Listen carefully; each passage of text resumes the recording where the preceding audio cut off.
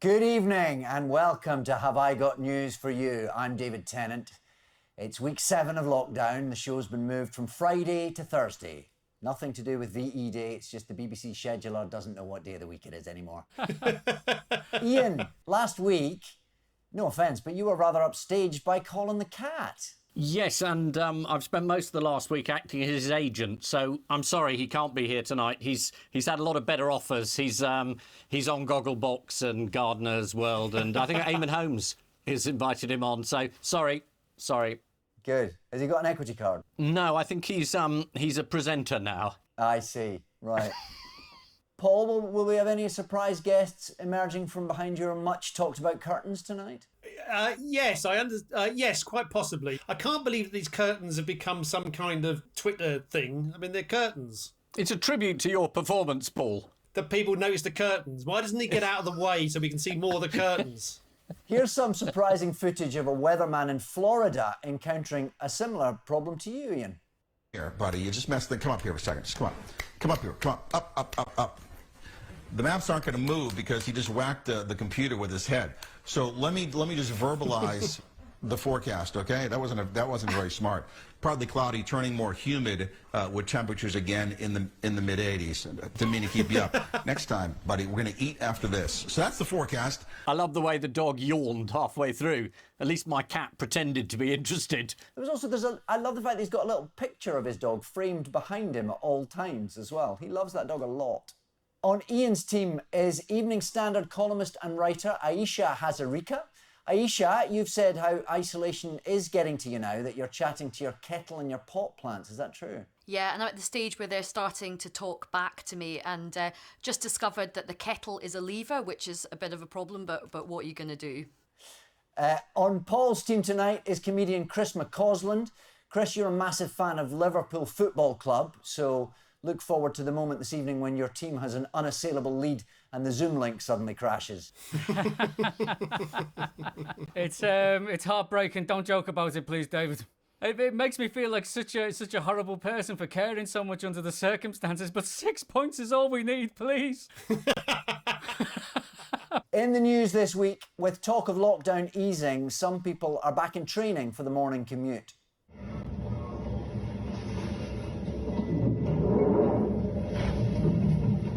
This train terminates at West Hampstead.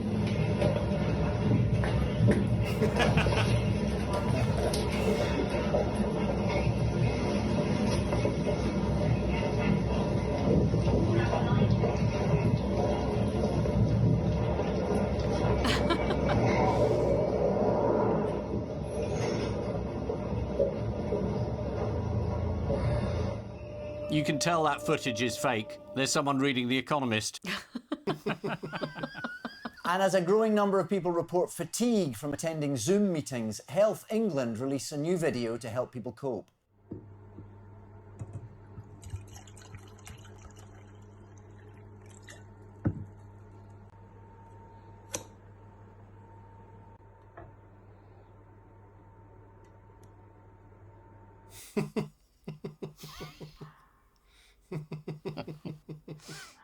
It's likely there'll be some government advice about the wearing of face masks. Would you like to see how the Belgian Minister for Face Masks got on when he visited a face mask factory?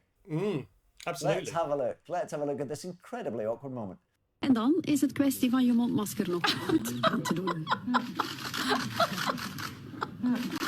Chris, I'm sorry you didn't see that, but trust me, you could teach him a thing or two about how to put a face mask on. For the people at home, by the way, I've had a lot of these videos just before we filmed. I had them described to me, so I've already done me laughing. Right. I'd also like to say as well, I'm very aware that I might not, because I can't see the camera, I've got this little earpiece in, my gaze might kind of drift. And if it makes anyone feel awkward at home, just move to your left a bit. Typical BBC advice. Always trying to smuggle in the agenda. I can spot it. Right, let's get on with the show. And we start with the bigger stories of the week. Ian and Ayesha, take a look at this. This is back to work, possibly. This is how do we do our social distancing. This woman's come up with a very innovative idea.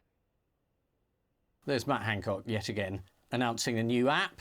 I think this is the app that's going to bring us in line with other countries, and there's the Isle of Wight, where they're going to do it. And there's a model, not of the type that Professor Ferguson gives us, but just a model. I think that might be the clue. So, Ian, what is the new development here?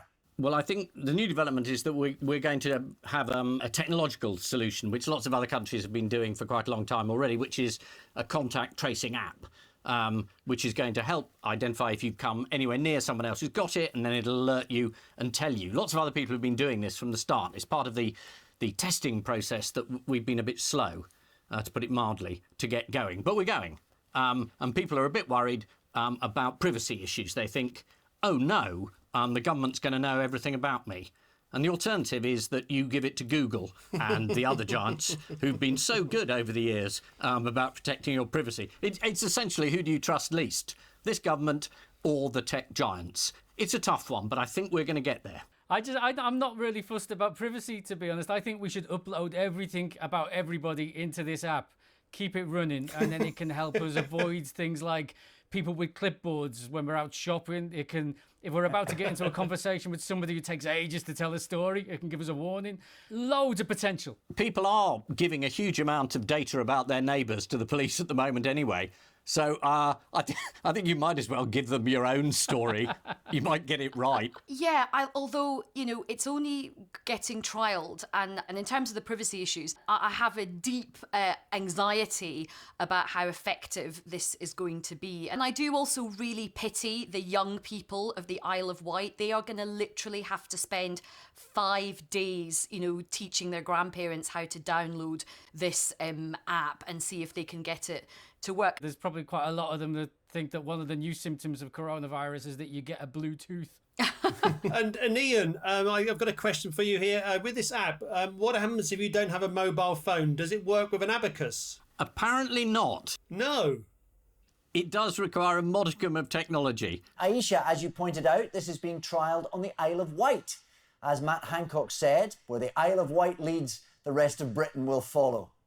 Back to 1955.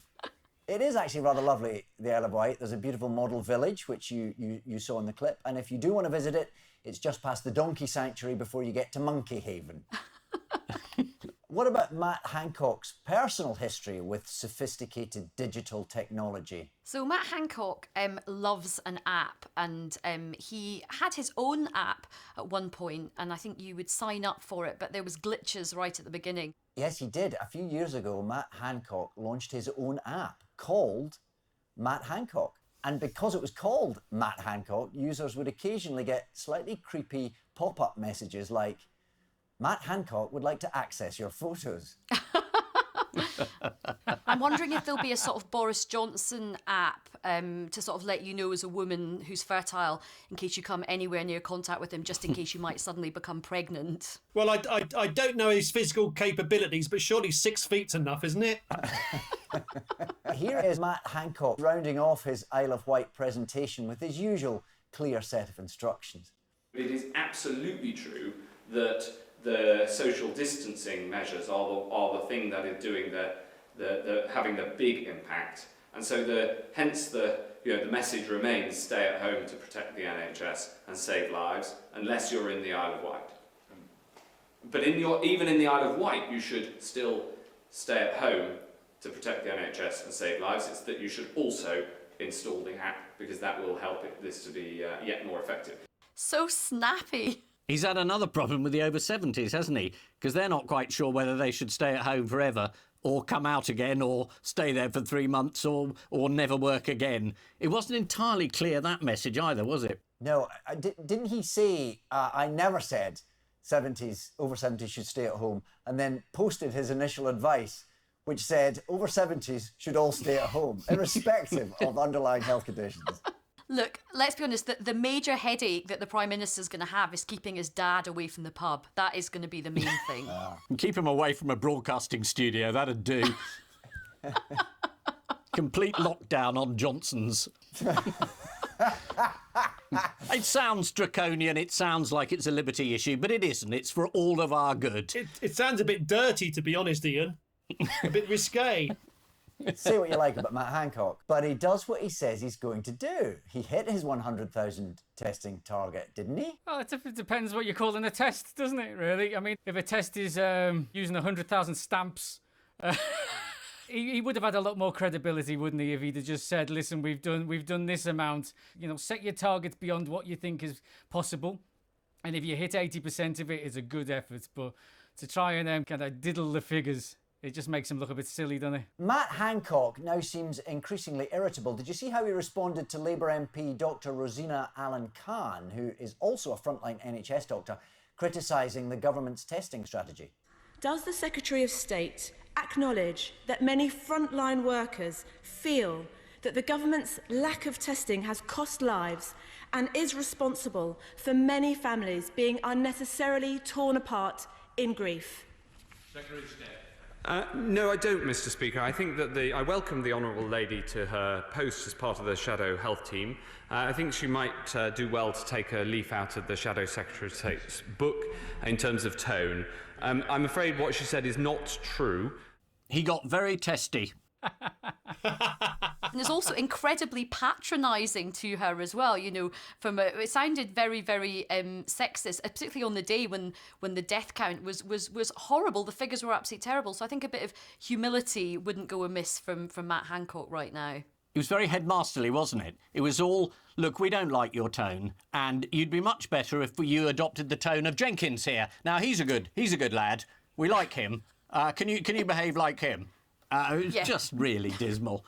Another member of the government, Grant Shapps, actually said that it was true, that had they tested earlier, it would have been much better. So it's no good saying, I don't like your tone, it's not true, when your colleague says, yeah, all right, it might be true. But I don't know, a bit of humility all round, probably. She's basically saying that, you know, the front line does need more PPE. I mean, that is not even up for discussion. That is a fact, you know. It's so strange seeing Matt Hancock try and school somebody when his nickname for people in the Conservative Party, he's called Matty Moo. Matty Moo? I don't know, it's like a weird public school thing. No, we'd have had a much better name than that. Matty Moo? It's friendly and kind and doesn't imply he's going to be put his head down the toilet. I can't see that as a funny nickname at all. Well, seeing as his surname's Hancock, it can't be that difficult to come up with something. Which member of the government's frontline team has been declared an icon of the current crisis by the chief curator of the National Portrait Gallery? Oh, is it Whitty? It's Whitty. Chief Medical Officer Professor Chris Whitty. A variety of artists have been inspired by the pasty-faced Panjandrum and his slightly psychotic eyes. Would you like to see some of the artwork? Oh, yeah. Bit harsh. Yeah, come on. Here's a rather nice sculpture by Cornish artist Penny Lally. Ooh. And then this rather alarming face by artist Wilfred Wood. Oh! Oh! Yeah, it's rather evocative of 10 Rillington Place, that last one. But who won't Chris Whitty be able to chat to in SAGE meetings from now on? Elvis Presley. Yes, you're right. He's no longer attending them. He's left the building. Neil Ferguson. Yes. What did he do? He had a lady caller. This is a first-rate tabloid story of the type that the crisis hasn't had at all. It's been incredibly boring to date with graphs and figures. And now, at last, there's a sex scandal in the middle, so everyone is absolutely thrilled. And the man they called Professor Lockdown has now become Professor Trousers Down, which really is a way to make the whole of Fleet Street happy. And not even, I mean, I blame the tabloids. It was by the Telegraph. Bit of a shock, isn't it, Aisha? I mean, who would have thought that a Boris Johnson supporting paper might want to distract with a front page when we've got the worst death count in Europe? Who would imagine? In a way, this sort of sex scandal, it's so on brand for a Boris Johnson government. It's just like so perfect. And I bet the Prime Minister is breathing a sigh of relief thinking, God, thank God I'm not the one involved in a scandal involving like my groin. Like he's probably just going, thank God it's not me this time. The funny thing about this story is literally... on the days he is telling people to stay at home, he is getting a visit from his married lover. He's telling people to social distance and yet not doing it himself to a woman who has 2 children and she's got a husband, and it just couldn't be more opposite. So now he's stepped back. I mean, Are we sure that they didn't maintain social distancing? Perhaps they communicated through the letterbox. Professor Neil Ferguson broke his own rules on lockdown to share a tryst with his 38-year-old married lover, Antonia Stats. He does love stats. She said on a podcast before this all came out, she said, the problem with lockdown is it's a real challenge to the relationship between my husband and I, but not quite in the way that he thought. And what was the bad news for The Sun? They didn't get the story. Well, worse than that. The Sun failed where they usually triumph with this particularly rubbish headline. Professor Lockdown broke lockdown to get his trousers down. Yeah, needs a decent edit. Just straight into Professor Trousers Down. I mean, it's very, very simple. They could have just had the smutty professor. Very good. Moving away from illicit affairs, the Prime Minister, Boris Johnson, has indeed been talking to The Sun newspaper about his experience in intensive care. How did he convey the seriousness of his situation? Did he say something like, you know, my chestnuts were being hauled across the fire or something like that? Only he could sort of liken a near-death experience to somebody sort of fondling his balls. Well, I suppose it depends how tight they're gripping them. He said, they pulled my chestnuts out of the fire, no question. He's just had a flashback to a terrible bullying incident that happened at school. Was it Priti Patel? I think you'll find she's been exonerated. You know, no smoke without fire. I don't know if anyone can hear me, but I'm losing sound off and on. I'll let everyone know. There's a little reset going on at Chris's end. Are you hearing me, Chris? 1, 2, 3, 4, 5. Okay, well, I'm back on. I don't know how much more difficult we can make this for you, Chris. Would it help if the questions were in Latin? And the BBC's main 10 o'clock news bulletin announced a significant casualty of the coronavirus this week. What was that? I think it's Love Island, isn't it?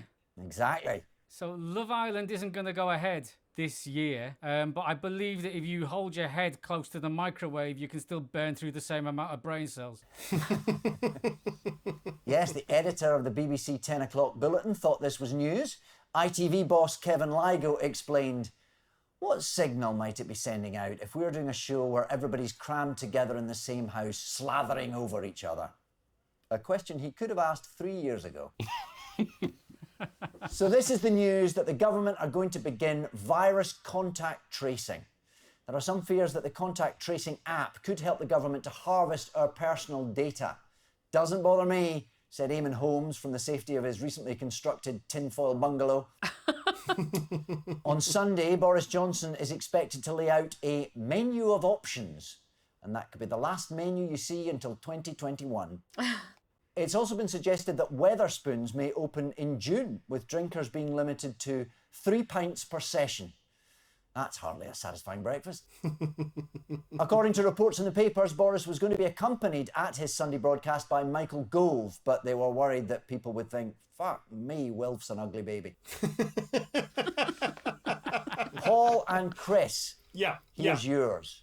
Okay, so Chris, what they're showing us is a tiger in the wild looking around. I think he's in the wild, and he's walking through, and there's some armed police, very heavily armed police, running towards the tiger. There was a story about a tiger that was discovered in Kent the weekend, and so the police were called by a startled onlooker, and they rushed to the scene to find that the tiger was actually a sculpture created by a woman who says it's been there for about 20 years. So everybody had a good laugh, and they took a photograph of it, and everything was all right. Somebody saw it, obviously thought it was a real tiger, and reported it. And I think it was the same person that reported that outside the chemist, local residents were forcing money into the head of a guide dog. I was just going to say my cat was fantastically put out. Some other famous cat in Kent hogging the news for a week. He had a hissy fit and retired to his bed hurt. So that's the last we'll hear of him. Oh, he's gone again. Do you know in Kent, though, you're more likely to be run over by a tiger driving a white van than you are to be eaten by a tiger in a field? There's quite a few wildlife parks in Kent, so there's like the population of tigers in Kent is probably higher than you might imagine. There he goes again, undoing jokes with facts. I feel as if it's a service I can provide. Shall we have a look at the reason that 10 armed police officers in a helicopter were dispatched to the Kent countryside? Here it is. Oh, yeah. It's good, but it's no Chris Whitty. Here's the tiger with some of his new friends. Well, the tiger's clearly sunbathing, isn't he? Wouldn't it be funny if while they were having their photo taken, a real tiger came out from a bush and ate them all? It's interesting you say that, Chris, because actually there are quite a number of wildlife parks in Kent, and there's more tigers than you might imagine. Do you know what? I've heard that before. It's Yeah, so have I. I don't know where I've heard it from, but somewhere. Bloody BBC repeat. Exactly. Do we have any idea how the tiger got there? No, I think there's a woman, she's a sculptor, she sculpted it. She said it's been there 20 years. So I imagine that somebody went for a walk near their house where they hadn't been before, and they came across it, and there it was. But it's not a surprise, really, because I don't know if you know this, but it's actually a surprising number of tigers in Kent because there's a number of wildlife parks. I think I'm getting a bit of echo on my earpiece.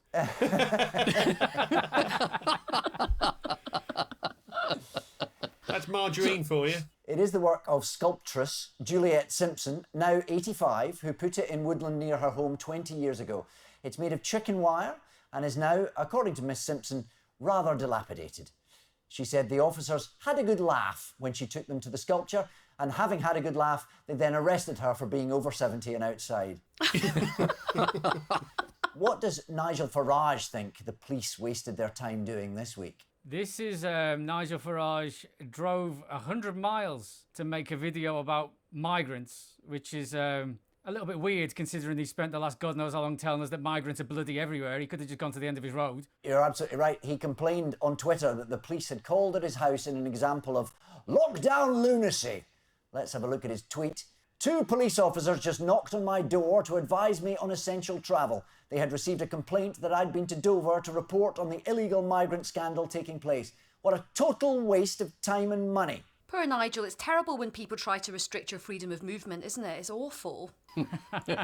He said he was a key worker and that it was vital for listeners of LBC, where I believe he has a radio show, that he went down there and made an investigative piece. I mean, the one thing you can't say about Nigel Farage is that he's lazy. He does put a shift in when it comes to his hatred of immigrants. He will stop at nothing to get that message through. Mr Farage was out again during the week, but this time just to the end of his drive to clap for carers, or as he now puts it, bang a ladle for the low-skilled. Let's have a look at Nigel's energetic homage to key workers.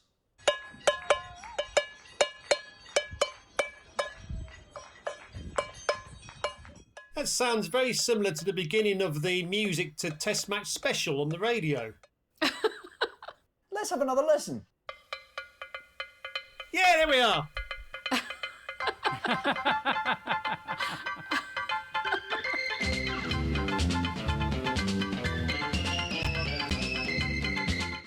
Not everyone was impressed, including writer Jim Felton, who tweeted this.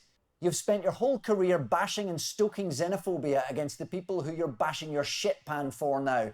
Get back inside, heat up your tin of beans for one, and never pretend to support the NHS again. And stop using metal forks in your pan, you freak. Finally, back to cats. Aisha, in an interview with Vogue magazine, how did Dame Judi Dench describe her costume for the much maligned film in which she played Old Deuteronomy? She likened it to 5 foxes fucking on my back. No, Judy herself, she said, the cloak I was made to wear like 5 foxes fucking on my back. 5 foxes fucking, 4 calling birds, 3 French hens, 2 turtle doves, and a national treasure in a turkey. I actually represent a cat who would be very happy to audition for the remake if anyone's interested. Oh, Ian, you are always hustling. You're always hustling for Colin. You're such a fierce agent. Yes, this is the police overreaction to a sculpture of a tiger. The police roamed the area, screaming at residents to get back in their houses before hearing a tiger was on the loose. Here's the model tiger. Juliet Simpson, who made the tiger, said, some people may have had a moment of thinking, it's a real tiger. No disrespect, but even Chris wouldn't think that was a real tiger. Also this week, Dame Judi Dench celebrated becoming the oldest person to ever feature on the front cover of Vogue. Dame Judi complained that her costume in Cats made her look like a battered, mangy old cat. Kent Police immediately dispatched 10 armed officers. So time now for round 2. I'm going to play you an audio clue to a story. I want you to buzz in when you know what it is. Have you all got your buzzers ready? What have you got? I've got a tambourine. We're themed. I have maracas. Paul, what have you got? I've got a cute little penguin here whose name is Barry Wilson. And I'll tell you what he does. So if I say, I know the answer to this one. Oh, perfect. The thing about this episode, though, Paul, is you've been repeating everything you say as well, so we could get caught up in some kind of eternal loop. There's more tigers in Kent than you would actually imagine, because there's a lot of wildlife parks there. Chris, what are you enjoying? I've got a little sound effects machine of my daughter's, which I've got a choice of 16, but I've decided to go with a little bit of a wolf whistle, because I'm sure that in HD we're all looking fantastic without any TV makeup on. But I also do have the opportunity to do, which we could have done with from the start, really, couldn't we? Here comes your audio clue.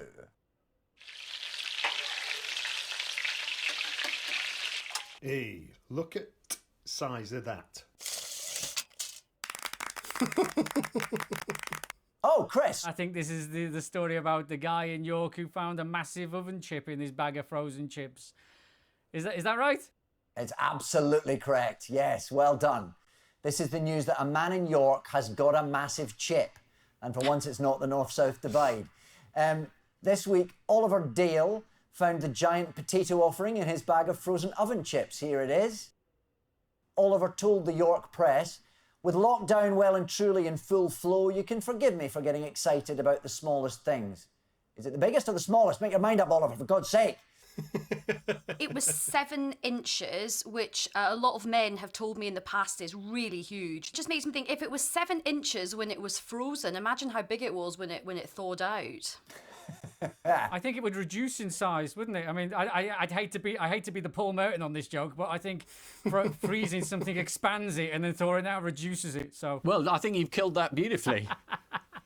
According to the York Press, Oliver then compared the chip to his head and a banana, which it was longer than. And at the end of the online article, York Press took the opportunity to ask readers for financial support. Please help fund this important journalism. And how has the frozen chip industry reacted to this discovery? They threw a spontaneous party. They all got drunk on whiskey and slept with each other in a hotel in Ayrshire. Well, McCain's director of marketing, Mark Hodge, told The Sun, "Wow, that is a big chip." What did head of the Belgian Potato Marketing Board and friend of the show, Romain Cools, have to say about the big chip? Can I just say it's typical of the BBC to introduce a European called Remain. They just never stop with this agenda. It goes on and on and on. It's pathetic. Romain said, "This is, indeed, a very long chip." Yes, this is the story that a man in York found a giant chip... It's not a story, David. Well, this is the passing diversion that a man in York found a giant chip in his bag of frozen crinkle cut. The 7-inch Well, we chip can't pretend is... that chips in newspapers is a new thing. That's been going on for years. Oliver Dale told the press he was cooking the family dinner of chicken and chips and salad. But presumably the and salad was added when he realised his wife was listening. Here he is, Oliver Dale. Yeah, Chip and Dale. But I'd save my money, ladies. Fingers on buzzers again, teams. Here is your next audio clue.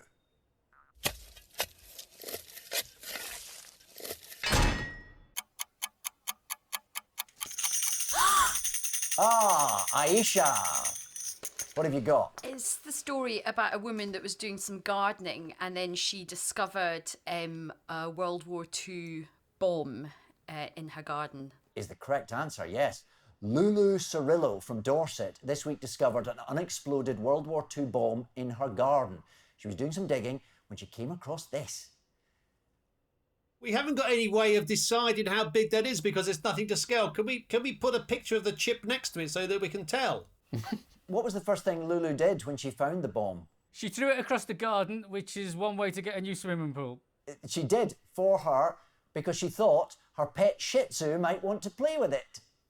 She then later took it into her kitchen and tried to clean it with a knife and scrubber. Chris, do you know how she discovered it was actually a bomb? She put photographs on Facebook asking people that she knew what this shiny German rock was. Somebody replied that it was a bomb. And so as the Facebook etiquette goes, she liked the comment first and then she shit her pants. I like that she decided to clean it up, but she should have used some Sillet Bang. That might have been more appropriate. Hey, nice.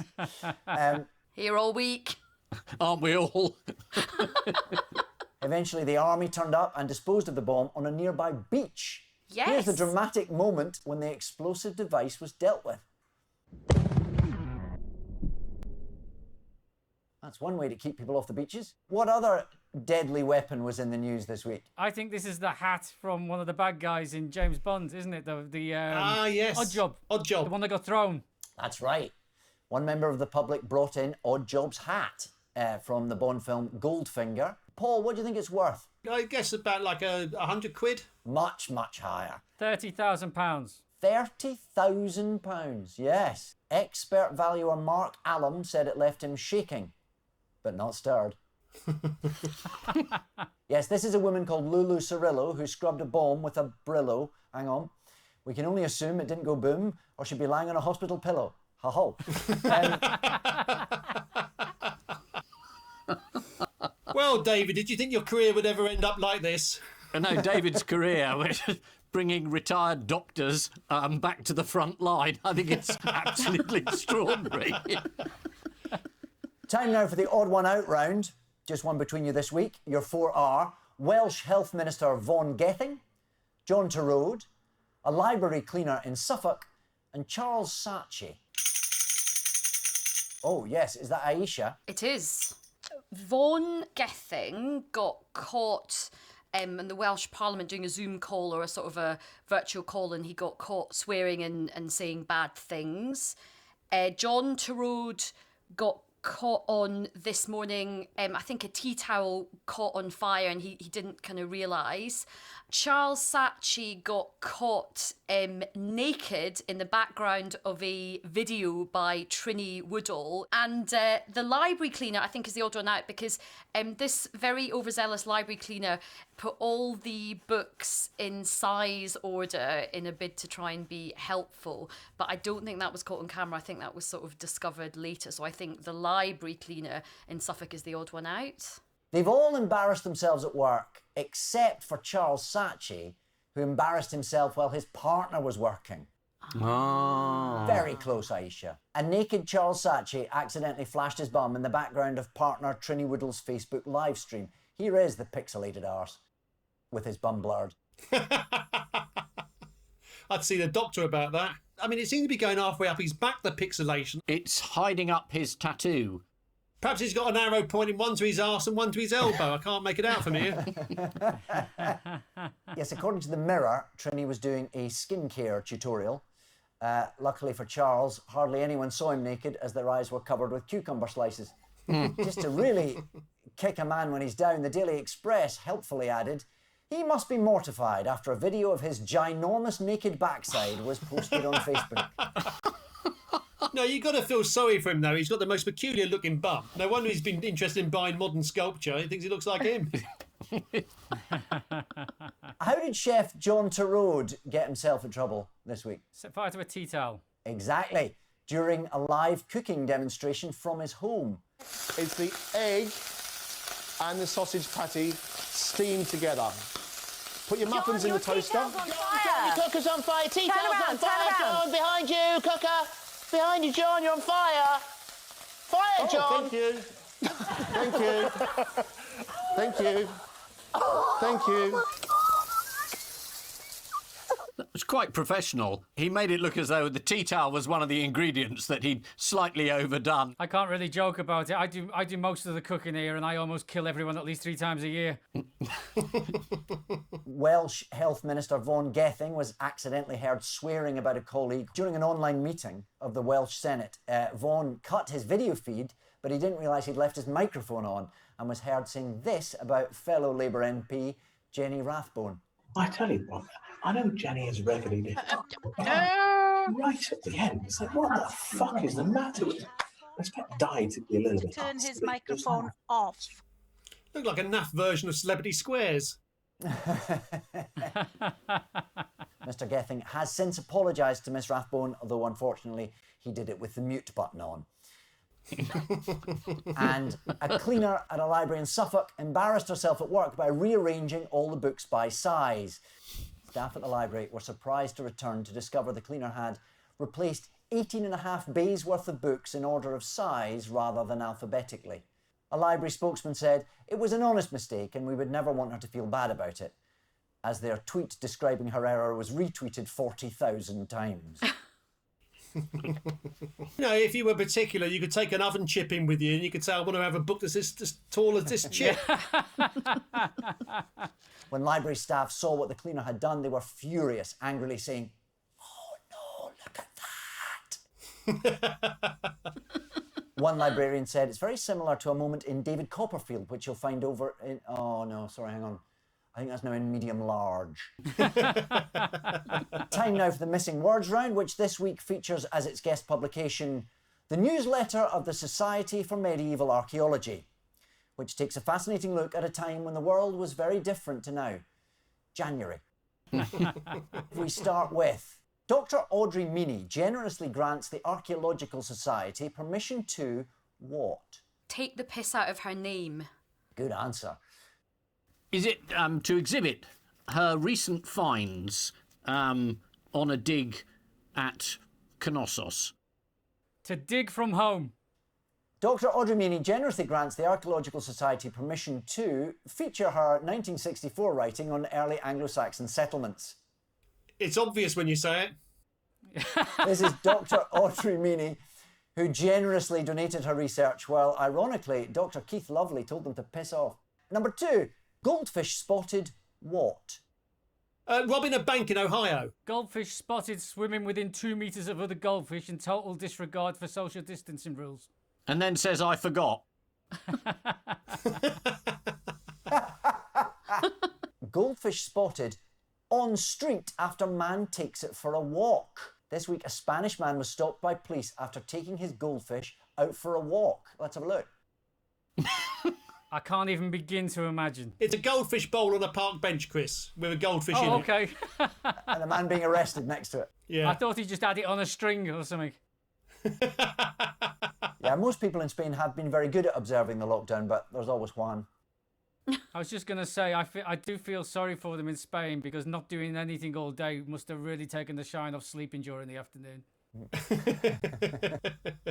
Next, man hit in the face 43 times with a wet sponge. What? Wins clean face competition. Raises millions for NHS charities. Wonders why he didn't duck. Man hit in the face 43 times with a wet sponge. Breaks world record. This is David Rush from Idaho, who this week broke the world record for most wet sponges to the face. Let's have a look at him.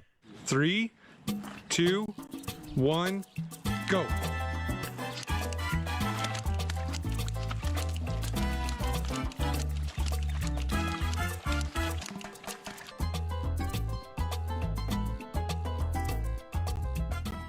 That seems a world record that anyone could eat. I could beat 43. In fact, on this very programme next week, I'm willing to take the challenge. I'll throw the sponges. You'll have to throw them a long way. We both live in Kent, Ian, but you couldn't possibly know how many tigers there are between me and you. I thought it was like watching football. It was a man just hitting an object with his head repeatedly and a bit of slow motion. And no possibility of head injuries through heading the sponge, so you're absolutely fine. It'd be a much safer game. And you know, if you're playing football with a sponge, if you get injured, the trainer comes on and rubs a football on the back of your head. And finally, another day, another what in York? Another day, another dig in York. Another day, another discovery from the medieval period in York. Massive chip. Is it another one of them? Massive chip. Well done, Chris. That's the correct that answer. right? Another day, another huge chip found by man in York. And here it is. Blimey. The size of a block of flats. It's just endless fake news. This chip's even less interesting than the last ones. You wouldn't even register it. It's just a chip. Stop talking down our media, Ian. So the final scores are Ian and Aisha have 5, but the winners with 6 points, it's Paul and Chris. Yes. Oh, well done, Chris. Well done. On which note, we say thank you to our panellists Ian Hislop and Aisha Hazarika, Paul Merton and Chris McCausland, and I leave you with the news that out for a walk in the park, Theresa May reveals a surprisingly mean streak as she squirts orange juice into a dog's eyes.